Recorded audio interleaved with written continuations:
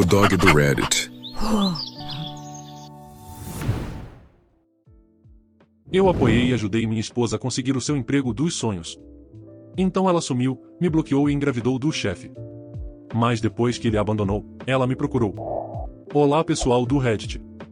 Resumidamente, nós estávamos juntos há 2 anos, casados há 1, e tudo parecia estar se encaixando. Minha esposa, Melanie, era ambiciosa, determinada, sempre sonhou em alcançar grandes conquistas na carreira. Eu admirava isso nela e me esforçava para apoiá-la em tudo. É isso que um marido deve fazer, certo? Quando Melanie recebeu uma oportunidade inesperada de trabalhar em uma empresa de elite na Europa, foi um misto de emoções para mim. Por um lado, eu estava feliz por ela. Era seu sonho. Por outro lado, a ideia de ficarmos separados por tanto tempo me enchia de medo. Mas Melanie estava radiante.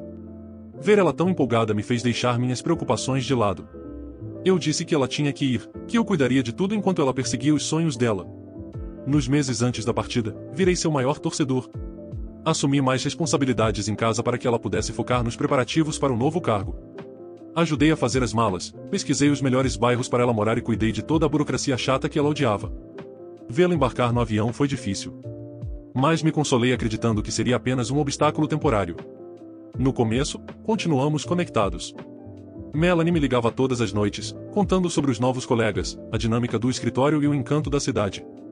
Eu compartilhava as novidades aqui de casa e ríamos das nossas piadas internas. Mas, com o tempo, as ligações foram diminuindo. Achei que ela estivesse apenas ocupada se ajustando à nova vida. Depois, as mensagens dela começaram a soar frias, como se fossem escritas por obrigação e não por vontade. Eu perguntava como ela estava e ela respondia com frases curtas. Sempre que eu falava sobre planejarmos uma visita, ela desviava do assunto, dizendo que não era um bom momento ainda. Eu tentei ignorar o incômodo crescente. Relacionamentos à distância são difíceis, todo mundo sabe disso. Eu dizia a mim mesmo que Melanie só precisava de um tempo para se adaptar à nova rotina. Mas os sinais se tornaram impossíveis de ignorar. Semanas viraram meses e nossa comunicação quase desapareceu. Ligações não atendidas. Mensagens não respondidas. Entrei em pânico, achando que algo terrível pudesse ter acontecido com ela. Então ela me bloqueou. Foi como uma punhalada no peito. Eu encarei o celular em choque, atualizando a página dela sem parar. Na esperança de ser um engano. Mas não era. O número dela não funcionava mais. Os perfis nas redes sociais desapareceram. Todas as nossas conexões foram apagadas. Pedi para amigos e familiares verificarem as redes dela. A conta havia sido temporariamente desativada. Passei dias tentando entender, oscilando entre raiva e angústia. Será que eu fiz algo errado? Era assim que ela estava anunciando o fim do nosso casamento? Entrei em contato com a família dela, mas disseram que não sabiam de muita coisa. A mãe dela foi vaga, dando desculpas estranhas sobre a agenda lotada da Melanie e que redes sociais atrapalhavam sua concentração. Eu não conseguia dormir. Todas as noites eu rolava nossas fotos antigas no celular procurando por algum sinal. O silêncio era insuportável. Minha mente imaginava todos os piores cenários, mas nada me preparou para o que descobri. Eu até considerei viajar até lá, mas já não sabia onde ela morava. Consegui contato com o proprietário do apartamento que eu tinha alugado para ela e ele disse que ela havia se mudado semanas antes. Tentei ligar para a empresa que ela dizia trabalhar, mas ninguém sabia de Melanie. Ela não trabalhava na empresa da qual falava tanto. Liguei várias vezes. Pensei em registrar um boletim de ocorrência, mas sua mãe me impediu. Disse que Melanie estava bem e só precisava de espaço, e que avisasse o mesmo a todos. Que ela falaria comigo quando estivesse pronta. Eu estava confuso, mas esperei. 1 mês se passou e eu tinha tentado de tudo para contatá-la. Um dia, enquanto rolava o feed das redes sociais, eu vi. Ela tinha reativado a conta. Lá estava ela, sorrindo radiante em uma foto tirada em um evento elegante. A mão repousando sobre uma barriga de grávida. A legenda dizia, começando um novo capítulo com o amor da minha vida. Ao lado dela estava um homem que eu reconheci vagamente das fotos do escritório, o chefe dela. O post me atingiu como um trem. Minha esposa, a mulher que eu amei e apoiei, não só me abandonou, mas seguiu em frente totalmente. Ela estava grávida. Casada com ele? Sorrindo como se eu nunca tivesse existido. Sendo que ela ainda era legalmente casada comigo. A traição foi tão crua, tão completa, que parecia que meu peito tinha sido arrancado. Minhas pernas cederam e eu desabei no sofá, olhando para a tela enquanto as lágrimas borravam minha visão. Ela não apenas me deixou. Ela reescreveu nossa história, apagando minha existência completamente. Eu queria respostas, mas não queria me rebaixar correndo atrás dela, porque foi isso que fiz o tempo todo. O que eu diria? Como competir com a fantasia que ela estava vivendo? Meu mundo estava desmoronando, enquanto ela estava lá, brincando de casinha com outro homem. Minha família e meus amigos me apoiaram, tentando me manter firme. Meu melhor amigo, Mark, ficou furioso quando contei o que aconteceu. Disse que ela não merecia minhas lágrimas, que eu precisava seguir em frente e focar em mim. Falar é fácil quando cada canto da casa me lembrava dela. Por quê? Por que ela fez isso? Por que não teve a decência de me dizer que tinha acabado? Por que fui tão descartável? Eu não fiz nada além de apoiá-la. A atualização 1. Depois de descobrir a traição da Melanie pelo anúncio nas redes sociais, passei dias em choque, consumido por raiva, dor e luto. Meus pais disseram para eu focar no que eu podia controlar, mas isso parecia impossível quando meu mundo tinha virado de cabeça para baixo. Eu não podia simplesmente ficar parado e deixá-la escapar de tudo o que fez. Nos dias seguintes, busquei ajuda legal. Procurei uma advogada, contei toda a situação em detalhes dolorosos. A reação inicial dela foi igual à minha. Ela disse que eu tinha motivos para registrar uma queixa por fraude matrimonial, já que Melanie essencialmente abandonou o casamento e construiu uma nova vida sem qualquer separação formal ou divórcio. Eu registrei a queixa. Foi um pequeno passo para recuperar algum controle. Eu não sabia se daria em algo, mas era alguma coisa. A ideia de Melanie simplesmente sair da minha vida, destruir tudo o que construímos e depois viver feliz para sempre sem consequência alguma, e isso me fazia ferver de ódio. Enquanto cuidava dos trâmites legais, comecei a refletir sobre como fui enganado. Repassava mentalmente os últimos meses do nosso relacionamento, procurando sinais que talvez tivesse ignorado. Cada momento em que a apoiei, em que a incentivei, em que fiz sacrifícios, e agora parecia um tapa na cara. Eu fui seu maior apoiador e ela me retribuiu com essa traição nojenta. O processo jurídico avançava devagar, mas só de ter registrado já me trazia alguma firmeza. Me lembrava que eu não precisava ficar parado enquanto ela pagava a minha existência. Entreguei à advogada todos os documentos que pude, em certidão de casamento, provas de bens compartilhados e registros das nossas conversas antes do desaparecimento. Minha advogada me garantiu que ela não sairia impune, especialmente se tentasse dar novos passos que violassem nosso casamento. O que mais ela poderia fazer? Ela já tinha feito tudo. Enquanto isso, me joguei de cabeça no trabalho, tentando me distrair do caos emocional. Meus colegas, percebendo que algo estava errado, me deram espaço, mas também apoio. Uma colega deixou um café na minha mesa com um bilhete, em "Você consegue". Não era muito, mas naquele momento foi como um respiro de esperança. Com o tempo, a raiva que eu sentia por Melanie começou a superar a tristeza. Passei a enxergar quem ela realmente era em uma pessoa egoísta, manipuladora, que se importava mais com ambições e desejos do que com quem a amava. Melanie só se importava com ela mesma. A atualização 2. Quando eu estava finalmente começando a deixar isso para trás, Melanie reapareceu da forma mais inesperada. Fazia 6 meses desde a última vez que eu tinha notícias dela. Numa noite, enquanto eu organizava algumas contas, meu telefone tocou. O número era da Europa.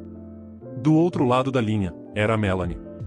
A voz dela tremia e eu conseguia ouvir soluços abafados ao fundo. Ela disse que precisava falar comigo, que estava com problemas e não sabia para quem mais recorrer. Ela confessou que a vida perfeita na Europa tinha virado pó. O novo marido, o homem por quem ela me abandonou, se revelou um golpista. Explicou, com a voz quebrada, que ele estava envolvido em algum tipo de esquema elaborado e tinha esvaziado as economias dela. Desapareceu, deixando-a grávida e abandonada em um país estrangeiro, sem dinheiro, sem apoio e sem ideia do que fazer. Eu achava que ele era o chefe dela. Mas o que eu realmente sabia? Ela nem sequer trabalhava na empresa que eu pensava. Eu ainda não tinha dito uma palavra. Enquanto ouvia ela desfiar sua lamentação, um turbilhão de emoções tomou conta de mim. O karma estava chegando para ela da forma mais dura possível. Mas eu não conseguia acreditar na audácia. Depois de tudo o que fez, ela teve a cara de pau de voltar rastejando até mim, esperando simpatia e apoio. Pediu se eu poderia ajudá-la, talvez mandar algum dinheiro para que se reerguesse. Disse que sabia que tinha cometido erros, mas que estava desesperada e não sabia a quem recorrer. Fiquei em silêncio por um momento, deixando as palavras dela no ar. Então perguntei por que ela achava que eu devia alguma coisa. Lembrei que ela me bloqueou, desativou as contas, me apagou da vida e, de repente, reapareceu com uma nova, sem qualquer consideração pelo impacto sobre mim. Agora, me ligava esperando que eu aparecesse para salvá-la, como se nada tivesse acontecido. Melanie começou a chorar ainda mais, dizendo que não tinha mais ninguém. A família tinha virado as costas e ela estava com medo pelo bebê. Eu ia mandar ela pedir ajuda para a mãe, mas ela disse que já tinha pedido. Implorou que eu entendesse que cometeu um erro terrível e que só precisava de uma chance para consertar as coisas. Então eu era a última opção, é? Eu disse que não era a rede de segurança dela. Ela fez a própria cama e agora teria que deitar nela. Falei que eu não era mais o homem que ela podia manipular ou em quem podia se apoiar quando fosse conveniente. Ela queimou essa ponte no momento em que saiu da minha vida sem sequer um adeus. Ela tentou argumentar dizendo que tínhamos uma história, que já nos amamos e que isso certamente significava algo. Mas eu a interrompi. Disse que amor não é via de mão única, e que ela destruiu qualquer amor que eu tivesse por ela no momento em que escolheu me dar um gosto em se casar com outro. Falei que eu ainda teria em boa conta se ela simplesmente tivesse terminado com respeito e pedido o divórcio. Mas não fez. Disse que minha advogada entraria em contato nesse número para tratar do divórcio. Ela nem sequer tinha se manifestado sobre isso. Não sei o que ela estava pensando. O divórcio seria concedido eventualmente, mesmo se ela não aparecesse. Eu só precisava esperar mais alguns meses.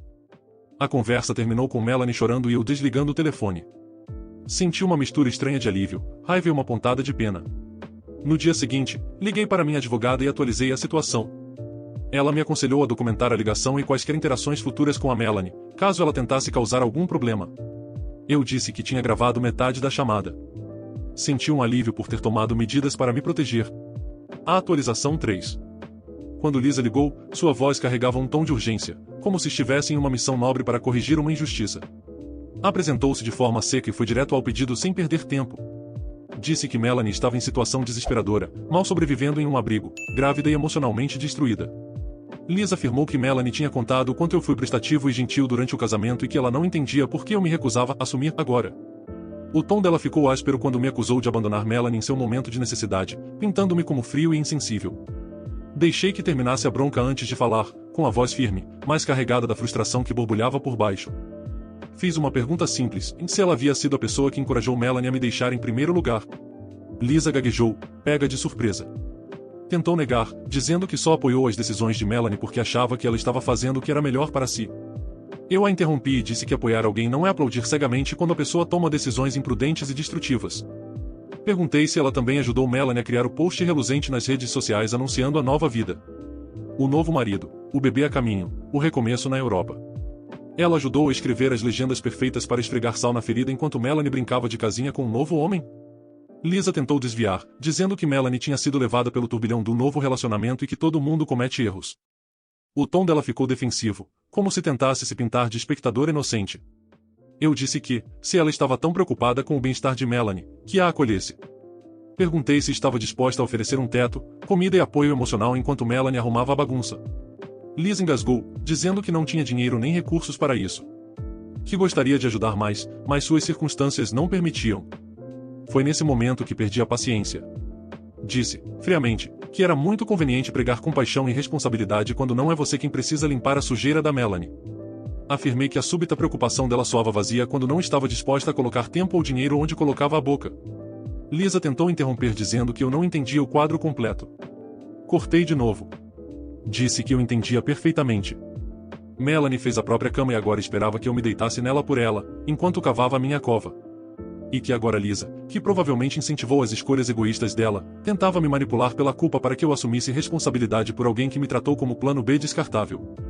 Avisei que, se ela ou qualquer outra pessoa continuasse me incomodando com isso, eu não teria escolha senão envolver minha advogada. Eu não estava blefando. Já tinha falado com minha advogada sobre a situação e estávamos plenamente dentro do direito de processar por perseguição se as ligações e mensagens não parassem. O tom de Lisa mudou na hora. Tentou recuar, dizendo que não estava tentando me assediar, apenas cuidar de Melanie. Ela disse que não queria me aborrecer e só queria abrir um diálogo.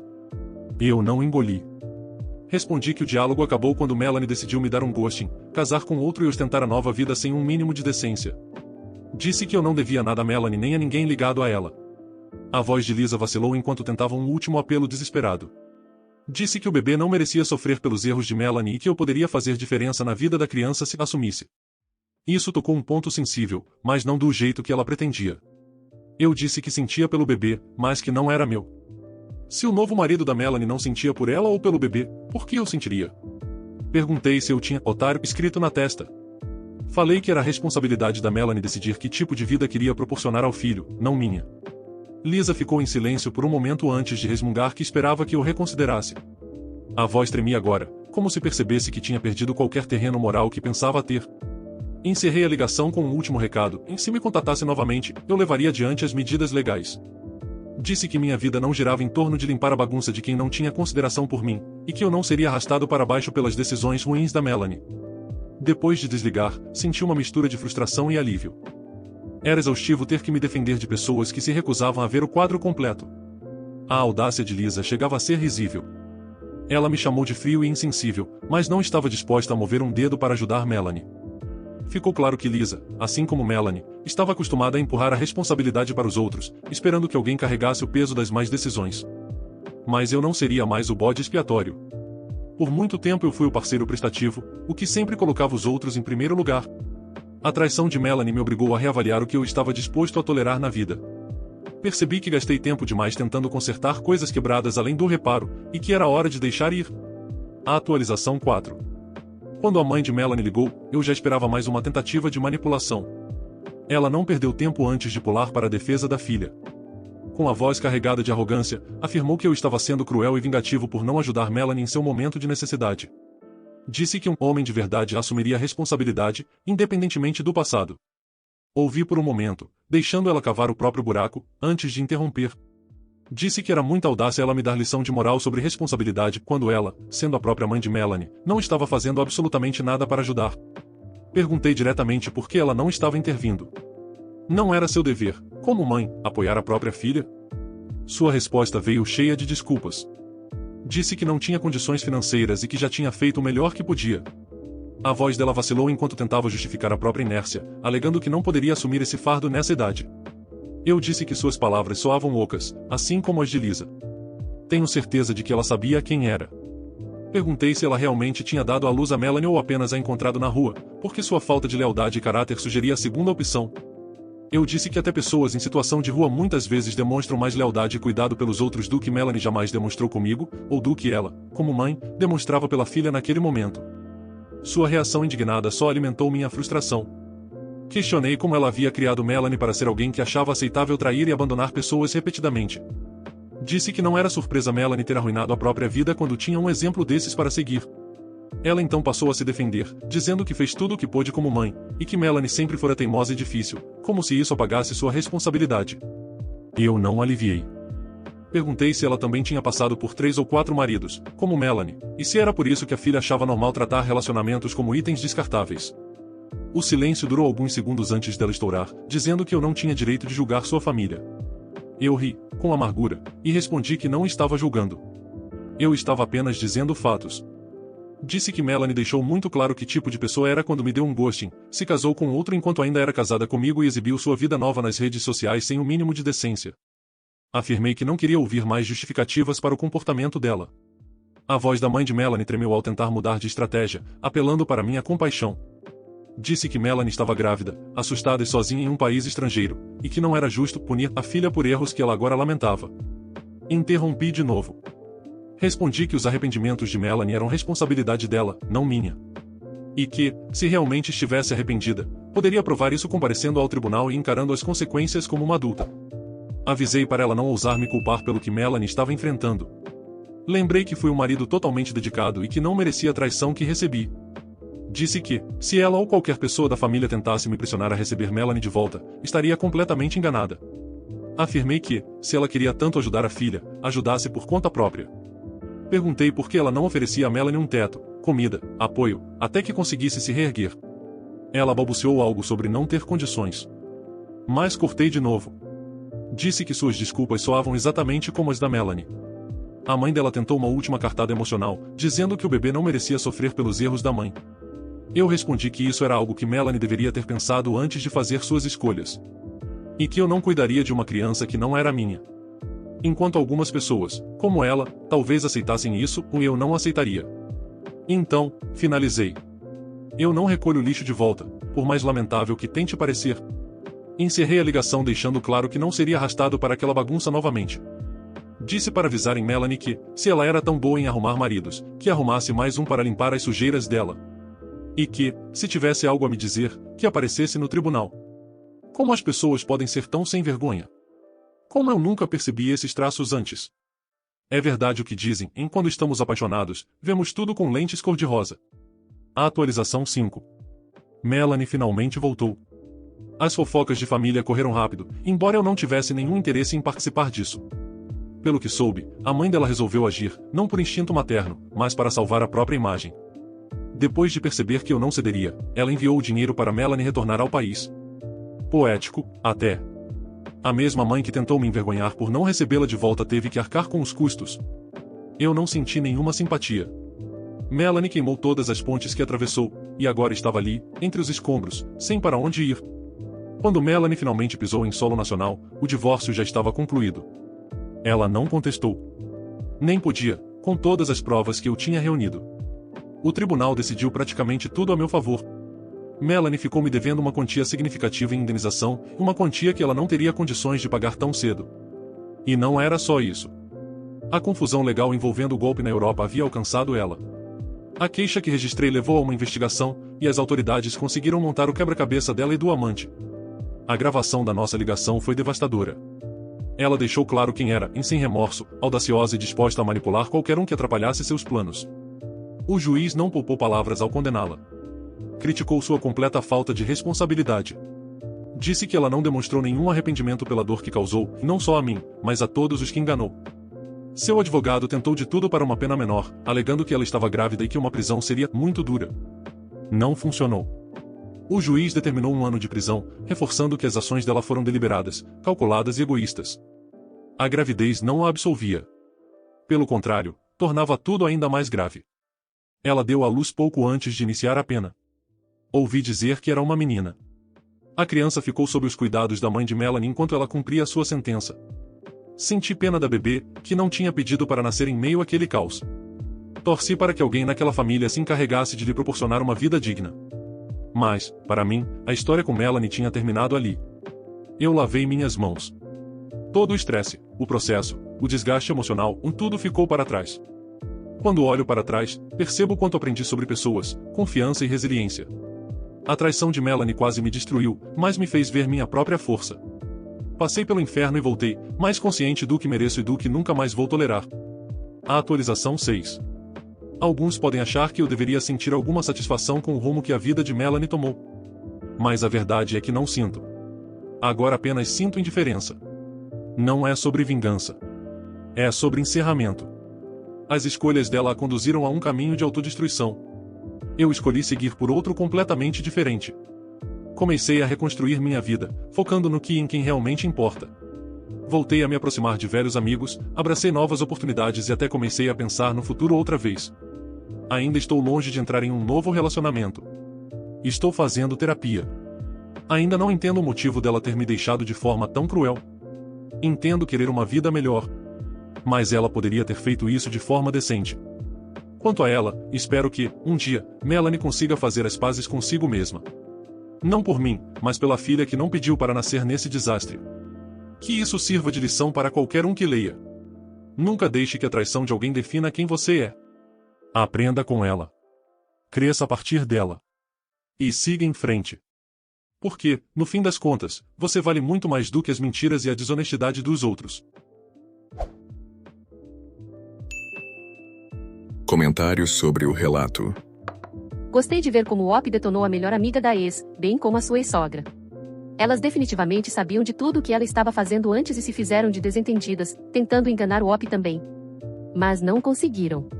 Todavia o Op errou por se casar com apenas 1 ano de relacionamento. Isso definitivamente não é tempo suficiente para você conhecer uma pessoa. Fora isso, Melanie representa um tipo de pessoa que acha que o mundo deve sempre se dobrar aos seus desejos. Ela trai, manipula, abandona sem explicação e, quando o castelo de egoísmo desaba, espera que aqueles que pisou estendam a mão como se nada tivesse acontecido. Ela queria usar todos, e se algo desse errado, se faria de vítima. No fim, foi bom saber que ela foi presa, ficou sozinha e sentiu a consequência de seus atos. E aí, meus amigos, beleza? O que vocês acharam desse relato? Me digam nos comentários. E se possível, deixem o like, hypem o vídeo e se inscrevam no canal. Valeu demais! Abraços! Espero que tenham curtido o vídeo de hoje. Um agradecimento especial aos membros do canal pelo suporte. Todos vocês ajudam demais. Considere você também se tornar um membro e se juntar à matilha.